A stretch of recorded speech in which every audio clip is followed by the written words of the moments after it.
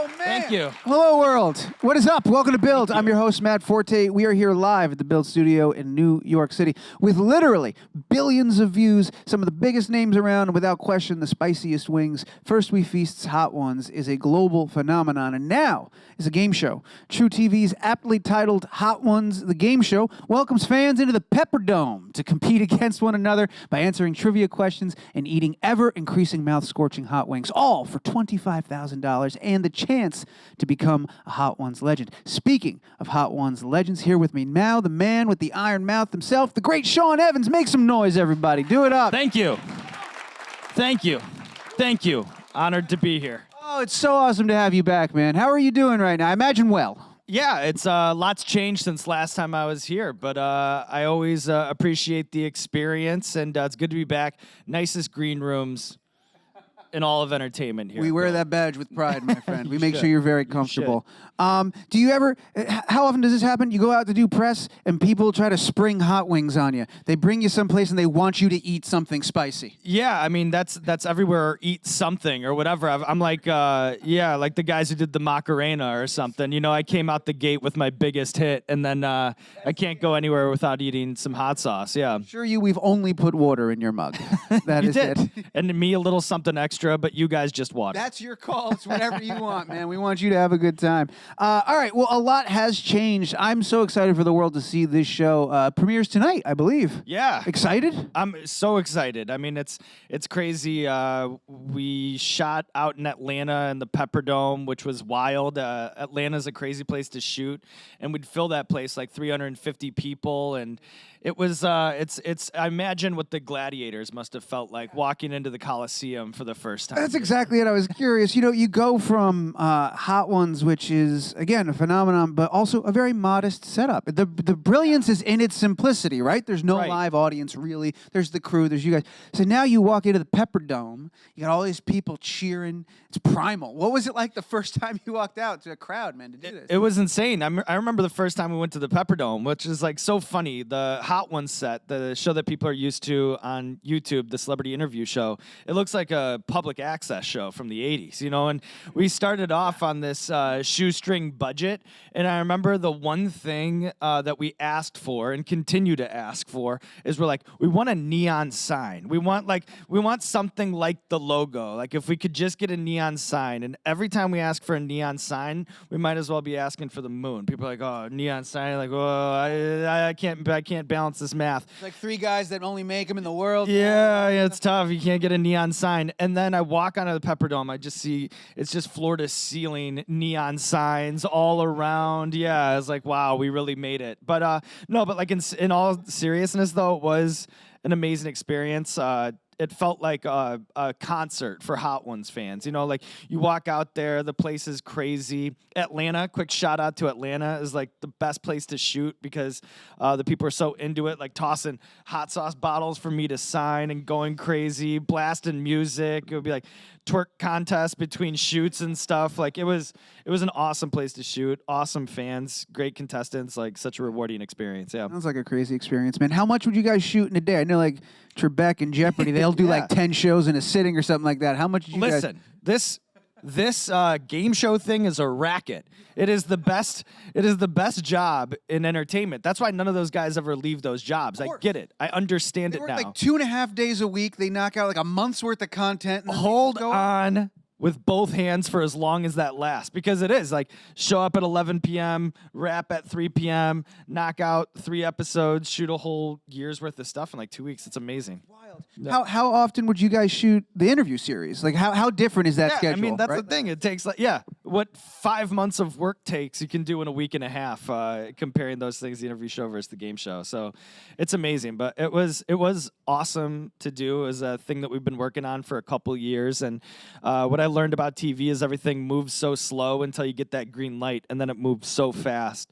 So it's been like a whirlwind 3 months, and I'm just happy now that people can see what we did out there. Pretty man. And you guys knocked 20 of them out, right? You got 20 episodes. Banged 20 of them out. Ooh. So we'll see. At least we got 20 there. So hopefully you guys like it, and hopefully we can keep doing more. I think, like a lot of the stuff you guys have worked on, I think this is going to be very successful and very big. But I will just say, look, even in the worst case scenario, you got that neon sign. We got the neon sign. So It'll look great in the garage. Accomplished. Like there's Yeah. no lose. It's win-win all the way. Like And I'm thinking, like, at some point, even if this all goes away tomorrow, I'll be able to say we put a hot wing game show on cable. Yeah. And just that alone, you can put that on my tombstone. I'm happy with it. It feels like the answer would be no, but did it take a long time to figure out how to adapt it to something that would work for 25 minutes to work in long format on cable? Like, because it very much is, a product of its platform. It works perfectly where it is, Hot Ones, like the interview series. So when it came time to kind of extrapolate that and create something that would work in a broader sense on a cable network, what was that process like? Well, it's the same thing where it's like, yeah, Hot Ones works on the internet. It's very much a show that's shaped and informed by the internet. It's extremely internet, as the Paul Rudd memes and the Idris Elba stuff, and everything that's all over. It's such a hot, it's such an internet show. But at the same time, you can't be doing a big budget $25,000 grand prize game show on YouTube.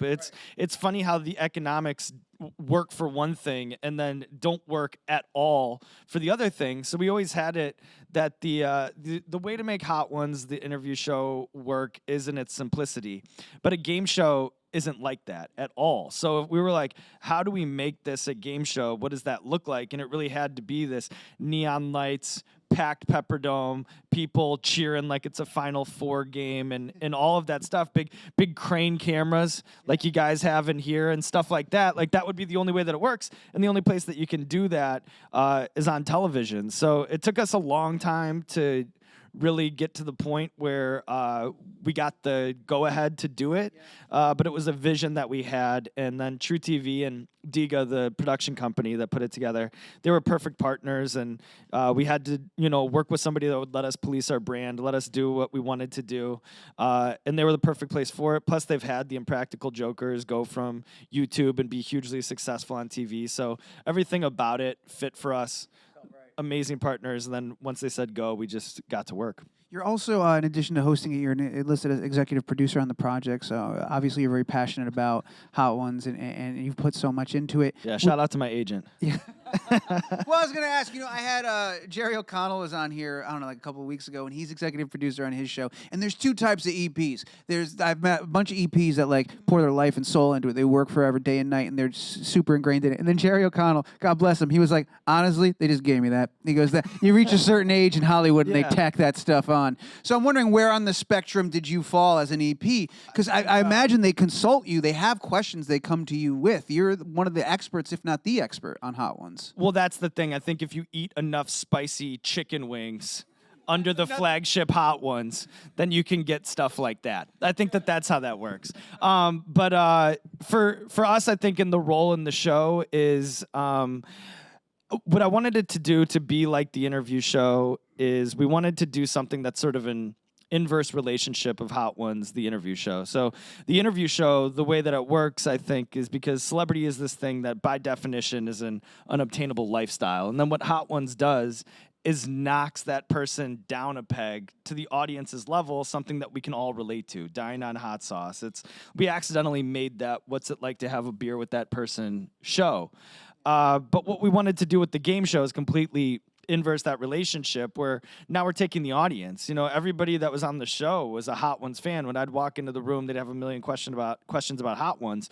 And what we're doing in the Pepperdome is now taking that person and putting them up on a pedestal, making them a hero through spicy wings. So I think that they do have, and win $25,000 in an ice cold milkshake. So I think that it does have an inverse relationship, but otherwise that's kind of where the comparisons cool out. Like they're very different shows. One's a straight interview show, game show. Yeah, it's two different planets. They have wings in totally common, different and you, but that's kind of it. That's it. That's about it. Yeah. And speaking to that end, like, being two different worlds and two different planets, how have we talked about living the dream, but transitioning from one-on-one interviews to hosting a game show, keeping it moving, keeping people conscious. What was that process like for you? Yeah, it's definitely sort of a multi-sport athlete sort of thing. They're definitely totally different skills, but I grew up wanting to be a game show host. Like I always liked, we're all doing this. Exactly, the sort of lights, camera, action of it all was the thing that I was interested in. Watching Letterman as a kid or whatever. Yeah. And then I fell in love with the interview and the craft, and I think that's probably, obviously it's what's given me every opportunity that I have now.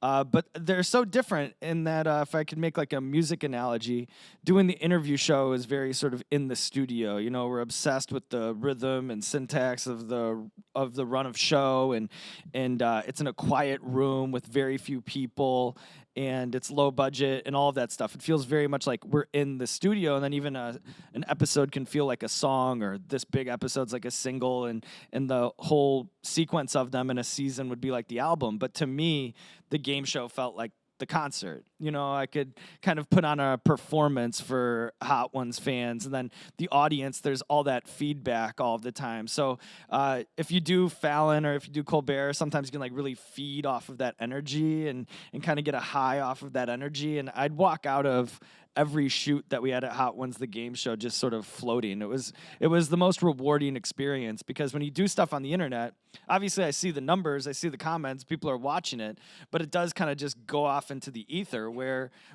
you're here on the stage, you have the people in front of you, you can look out and see the Hot Ones fan, look them right in the eye, and really participate in a conversation that's more, I don't know, it's just like physically touch it, be out and There's do an that. energy, there's an intangible thing that you can only get when you put a bunch of people in a room, you're moving air around. It's kind of similar to like recording live versus recording digitally. Like you get a lot of cool sounds when you record digitally and go DI, Yep. but if you put an amplifier in there and you crank it to 11, you put a microphone, there's just something different about moving air and like being alive and being in that moment.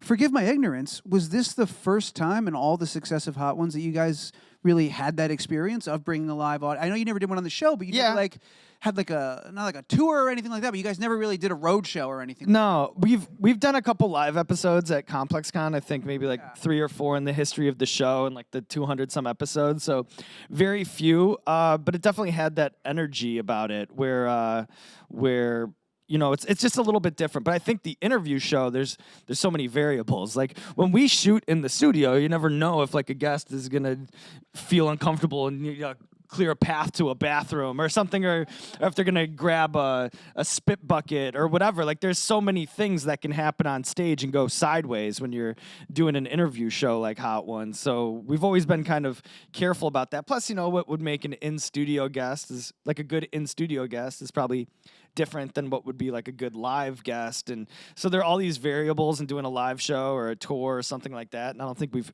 hammered them out to a point where we can do it. There's also something, and this is part of the brilliance as well, is that by not having an audience, there's a security and a safety of that the guest feels. It's just you and them and the crew. So if they got to sweat or run to a bathroom or whatever, they're letting their guard even further down. Or share an anecdote that like otherwise maybe they'd feel like they have to play those cards close to the vest if there's a whole room full of people with their phones out, even though we're broadcasting to a much larger audience anyway at the end. But when you don't feel it in real time, it's definitely totally different. What's been the biggest surprise? You know, you don't have to reveal a name or anything, but you talk about how things can go sideways. Surely something has blown you away or shocked you throughout this whole journey. Yeah, I mean, it's all, when I look back on the history, it's one giant fever dream of people sweating from the face and doing crazy things. When people get up, I always kind of watch them and the way that they move. And we used to shoot the show in this office building that was very much an office. Like people outside the studio are like answering emails and picking up phones and stuff. And then you'd have like riffraff come barreling out of this studio in a peach tuxedo, like, where's the bathroom, sweating from the face. And I always wondered what those people thought, like what the hell goes on in that room. You know, but the other side of it too is the game show is so much more, it's so extreme. You know, no one's gonna make it to the first commercial break if we're just slowly inching our guests up and they're like, oh, mild wing, like that's pretty good. Nobody's gonna get to the first commercial break. So it's such a steep ramp up on the show that we'd have medics on set. Like not everyone gets. Yeah, and we needed them, like a lot. Did you really? Did people invoke medical assistance? Yeah, I mean, not everyone makes it through the show even. Like there's some contestants who get lost if someone on. doesn't make it and you've only got 10 minutes of show? I don't know what I can reveal. Yeah. Fuck it. No, but there are times like it's funny because this is like a crazy show that we haven't done before. Like it's like this weird thing you never know, and working out the mechanics of the Rubik's cube, snapping that into place. Like what is hot enough that everyone's gonna have a reaction in the first act, but not so hot that they spontaneously combust before the first commercial break, and then also inching it up, but not like it's very hard to find out how to walk that tightrope exactly. So yeah, we'd have like teams drop out and medics wouldn't clear them to continue. And then in game shows, they have it all locked down in like a Bible of rules. And they're like standards and practices people that are scary and all this stuff. So they have to look at the rules and figure out how exactly the game can proceed and stuff like that. So it's definitely a wild gonzo show. I can't believe they let us do it. How many times did like someone from the network go, "This is unprecedented. We've never had to handle this before," as someone's like sweating, passing out in the aisles? No fewer than 5 times. No fewer than 5 I think you know times. you're doing something right? Yeah. When people have no idea what the hell's going on, you've done something right. Yeah, exactly. That's pretty amazing. We're going to go over in just a second. We've got a bunch of questions. I want to make sure we have time for them. But, talking about cranking things up and turning up the heat, I was reading you've got new sauces. You had to source new sauces from around the country and stuff like that, right? You guys, it's not the same old stuff that we've seen before. No. Yeah. It's definitely it's extreme. I mean, it's a crazy show, and so we had to do really extreme sauces, and you'll see, I've seen hundreds of celebrities. I've sat across from them while we do these scorching hot chicken wings. I've been to hot sauce expos. I've eaten Carolina Reapers with Chili Klaus. I thought I'd seen it all. Oh, no way.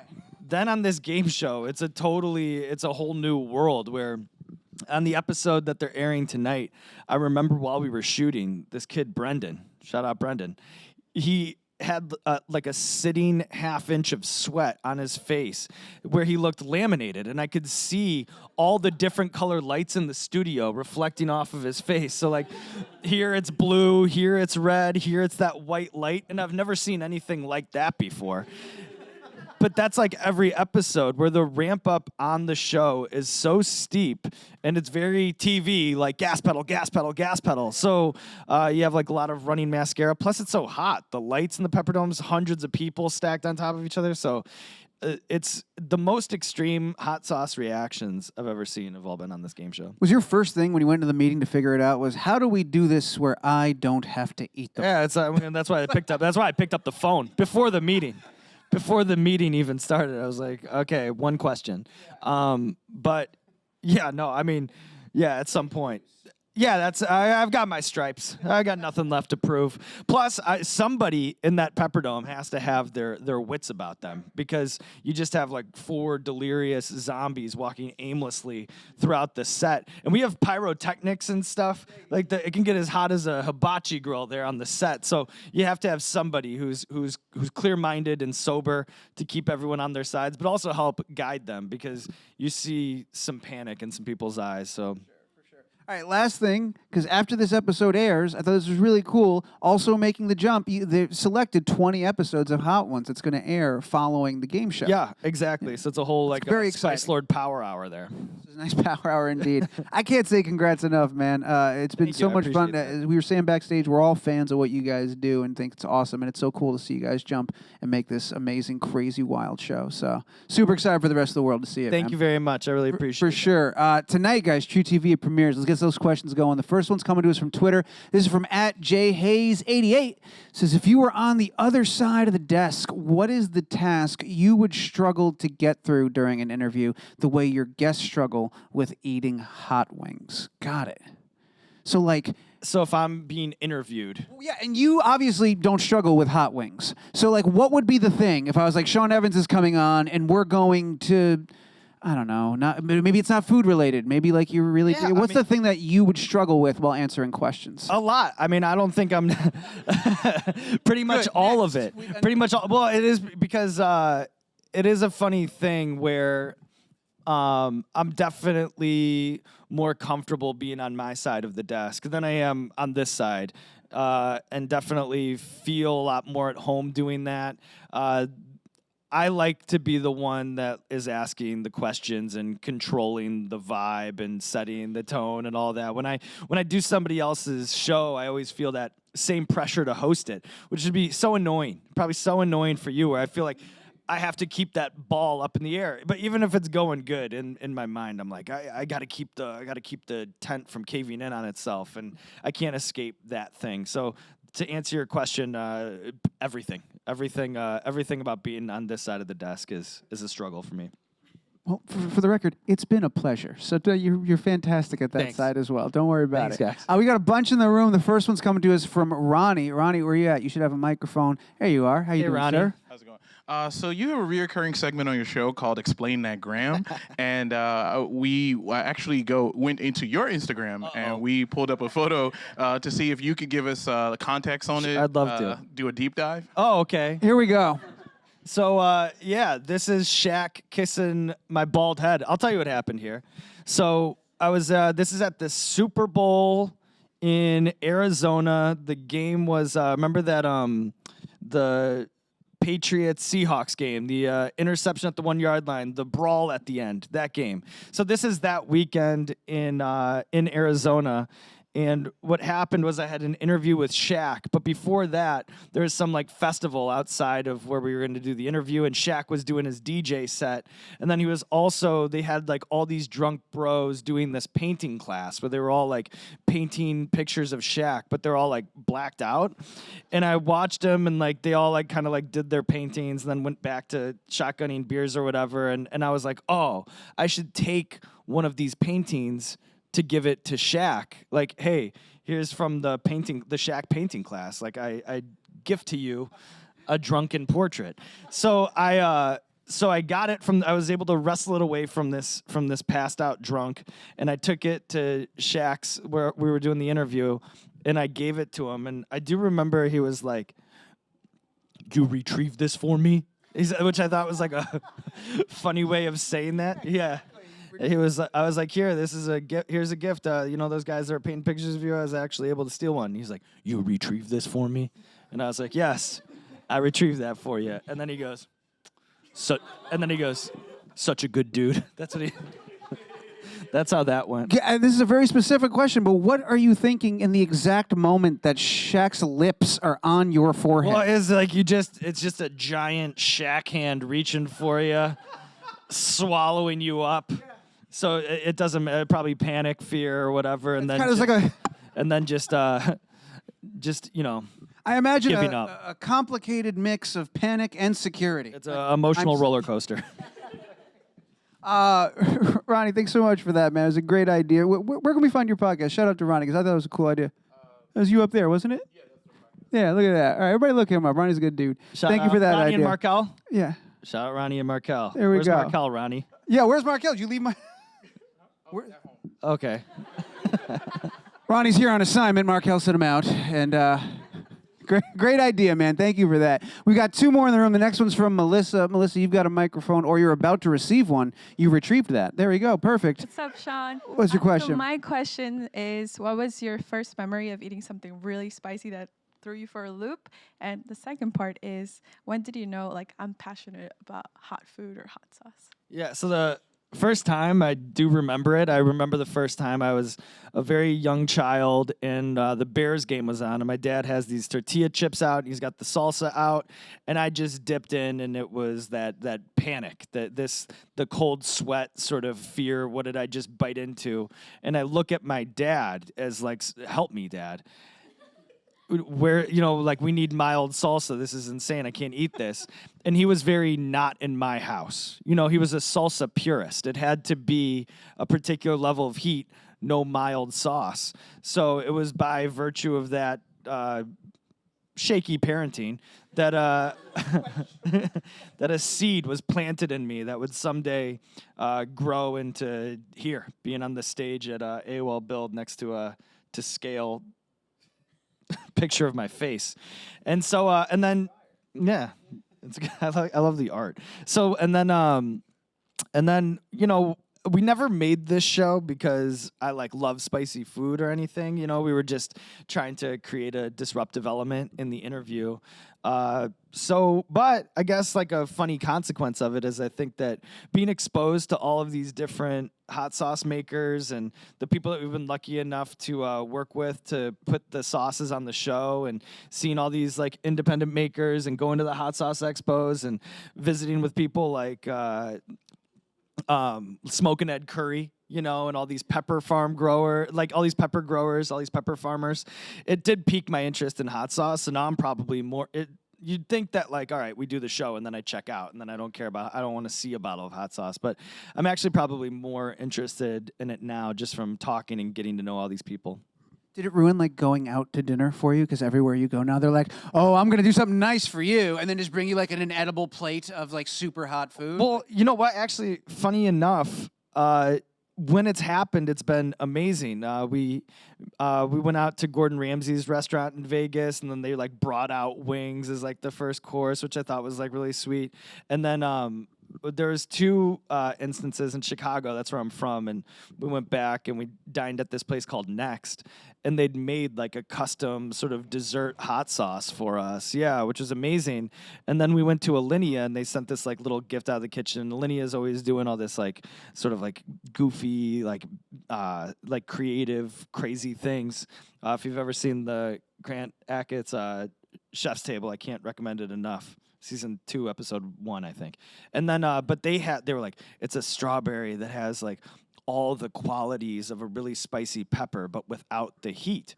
So you'd smell it, and it would smell like it was going to be really hot, and then you'd put it in your mouth, and it would feel like it's about to get really hot, and then it would just fall off and never get hot. And I was like, yeah. And I was like, you know, I wouldn't have these amazing things and gifts happen to me. You know, I'll never say a bad word about hot sauce. I'll never say a bad word about chicken wings because they've been very good to me. Yeah, they've given you a lot. All right, we're gonna do one more audience question. This one's coming from Tala. Tala? Hi. Hi, Tala. Hi. So I was wondering, what are like some good friends that you've made through doing the Hot Ones show? And also, does it bring back any memories for you being here in NoHo when like a few blocks down you shot a Japanese snack special with Joji? Yeah. I mean, well, that would be a good example. Like Joji's a good jumping off point, and 88 Rising and all of those guys. Rich Bryan, shout out. So I think what's amazing about Hot Ones is it's such a bizarre experience that so many people who enter the Hot Ones clubhouse stay in the Hot Ones clubhouse in one way or another. Like, you know, I tried not to flex that Gordon Ramsay thing, but you know, he happened to invite me and set the thing up all nice. You know, like and I've stayed in touch actually with like quite a few of the past guests who've been you know, they've just been it's an interesting thing. Like I think maybe they enjoy their experience or they get into the show a lot. Like Paul Rudd's kids love Hot Ones, which is like how we ended up with Paul in the show. So there is I think just the sort of positive nature in which we do the show and the way that the fans probably most importantly react to it afterwards. You know, like Hot Ones is a thing that follows you around and it becomes like a catchphrase. People shout at you when you're on the show. And so people are always like kind of excited to share the extended after show. A lot of times when I see him again, and there's a lot of names in that. I'm very grateful and humble, and even to see guests go on other late night shows and talk about their experience on Hot Ones, like just the way that Hot Ones is this shooting star in the constellation of pop culture. Like, who would have thought? Not me. I was reading somewhere else. I think Gordon Ramsay was like one of the like few episodes you guys were sweating over leading up to it. Like there was a lot going in. Yeah, I mean that's just that was an example of like the internet basically peer pressuring us into a room. You know, for like right when we started the show, Gordon Ramsay was the name that would just get shouted at us all the time, and it got to the point where I'd go home for Thanksgiving and distant relatives would be like, "When are you going to get Gordon Ramsay on the show?" And then you like go through TSA and people are asking me about Gordon Ramsay, or like I post a picture on Instagram of like a sandwich I'm eating and all the comments are about Gordon Ramsay, but he was feeling the exact same thing. So that felt like, I remember the morning we woke up, it was a gray, cloudy day in Los Angeles. Like I remember kind of like everything about it because it had like a playoff game feel to it or something like that.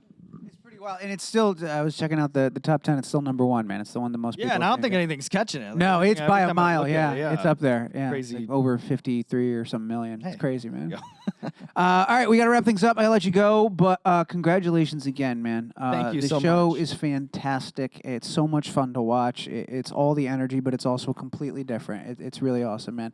And it's premiering tonight on truTV, and then following that, you watch another episode of Hot Ones. It's like a power hour, as we said. Spice Lord Power Hour. There we are. Perfect. Anything else you want to tell the world about before we wrap up? Anything else to plug? No, you know what I'd say? None of this is possible without the fans who rallied behind it in the beginning. It was so cult even when it wasn't popular. And then now it's ballooned into this. Look at, we got a damn TV show now. So I just want to say thanks to the fans who've always pushed us and been very noisy at times, but it's often motivated us, and we couldn't do any of what we do without you guys. So I just say thanks for that. Well said, man. Well said. Well, yeah, applause for yourselves. Thank you for being a great audience. Thanks to those who tune in live. Do that, but louder. This is Sean Evans right here. Make some noise. Come on.